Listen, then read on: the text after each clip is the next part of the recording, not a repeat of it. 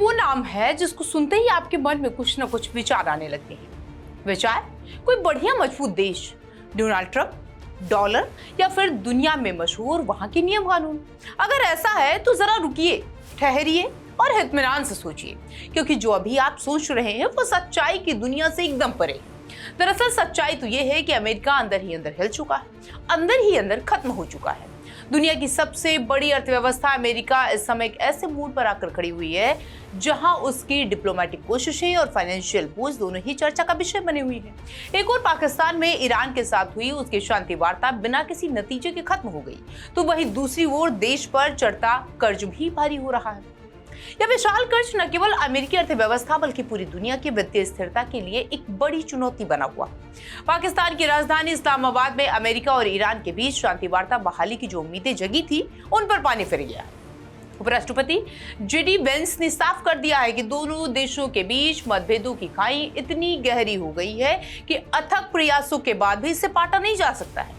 21 घंटे से ज्यादा चले इस बातचीत का ये विफल होना वैश्विक राजनीति के लिए एक बड़ा झटका है, क्योंकि 1979 की क्रांति के बाद से पहली बार दोनों पक्ष इस स्तर पर आमने सामने बैठकर बात कर रहे थे। एक तरफ अमेरिका कूटनीतिक मोर्चे पर संघर्ष कर रहा है तो दूसरी तरफ आर्थिक मोर्चे पर कर्ज के जाल में फंसता भी जा रहा है।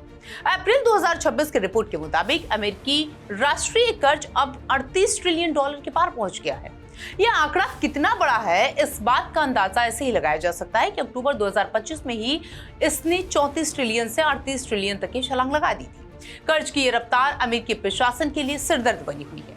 अक्सर लोगों को लगता है कि अमेरिका केवल बाहरी देशों का कर्जा लेता है, लेकिन हकीकत कुछ और है। कुल कर्जा का करीब 3/4 हिस्सा यानी $27 ट्रिलियन से ज्यादा खुद अमेरिका के भीतर ही लोगों और संस्थाओं का बकाया है। इसमें वहां का federal reserve, pension fund, mutual fund और बीमा कंपनियां शामिल हैं। अमेरिका ने हाल ही में देश के लोगों की बचत और सरकारी ट्रस्टों के भारी मात्रा में उधार ले रखा है। विदेशी देशों की बात करें तो अमेरिका पर उसका करीब $9 ट्रिलियन का कर्ज है। यह कुल कर्ज का लगभग 25% हिस्सा माना जा रहा है। इस लिस्ट में जापान सबसे ऊपर बैठा हुआ है। जापान ने अमेरिका को करीब $1.2 ट्रिलियन का कर्ज दे रखा है। इसके बाद नंबर पर आता है यूनाइटेड किंगडम यानी यूके, जिसका अमेरिका पर $800 बिलियन से ज्यादा का बकाया है। यह देश अपने मुद्रा भंडार को सुरक्षित रखने के लिए अमेरिका ट्रेजरी में निवेश करते हैं। एक समय था जब चीन अमेरिका का सबसे बड़ा कर्जदाता माना जाता था। बीते कुछ दिनों में, पिछले कुछ सालों में तस्वीर बदली। चीन अब धीरे धीरे अमेरिकी कर्ज के अपने हिस्से को कम कर रहा है। वर्तमान में चीन का निवेश घटकर $700 से $800 बिलियन के बीच पहुंच गया है। दोनों देशों के बीच बढ़ते व्यापारिक और सामाजिक तनाव को इसकी एक बड़ी वजह माना जा रहा है, जिससे चीन अब अमेरिका डॉलर पर अपनी निर्भरता घटा रहा है। अब चौंकाने वाला तथ्य यहाँ पर यह है कि उसे अब अपने कर्ज पर जो ब्याज देना पड़ रहा है वो उसकी रक्षा बजट से भी ज्यादा हो रहा है।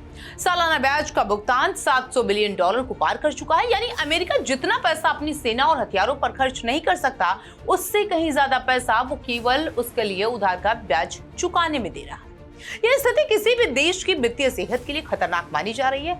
इससे बड़े कर्ज के बावजूद दुनिया भर के देश और निवेशक अमेरिका को पैसा उधार देने के लिए तैयार रहते हैं। इसका मुख्य कारण क्या है, आपको बताते हैं। दरअसल वो कारण है भरोसा। अमेरिकी ट्रेजरी में दुनिया का सबसे सुरक्षित निवेश माना जाता है। निवेशकों को यह लगता है कि चाहे वो वैश्विक अर्थव्यवस्था में कितनी भी उथल पुथल क्यों न मच जाए, अमेरिका उनका पैसा डूबने नहीं देगा। यही वजह है कि कर्ज बढ़ने के बावजूद इसकी मांग बाजार में लगातार बनी हुई है। अमेरिका के कुल कर्ज में एक हिस्सा इंट्रा गवर्नमेंटल डेट का भी है।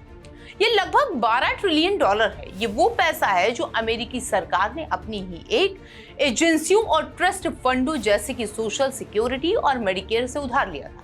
यानी इसका मतलब ये है कि सरकार भविष्य में अपने नागरिकों को दी जाने वाली सामाजिक सुविधाओं के पैसे का उपयोग वर्तमान के खर्चों को पूरा करने के लिए कर रही है। $38 ट्रिलियन का यह आंकड़ा केवल एक संख्या नहीं है, बल्कि आने वाली पीढ़ियों पर बोझ है। अगर कर्ज की रफ्तार इसी तरीके से बनी रही और ब्याज की दरें बढ़ती रही तो अमेरिका को अपनी बुनियादी सुविधाओं और विकास कार्यों में कटौती करनी पड़ सकती है। इस्लामाबाद वार्ता की विफलता के बाद अब अमेरिका को अपने विदेश नीति और घरेलू आर्थिक संतुलन के बीच एक बारीक रेखा खींचनी होगी, ताकि उसकी साख और सिक्का दोनों बचे रहें।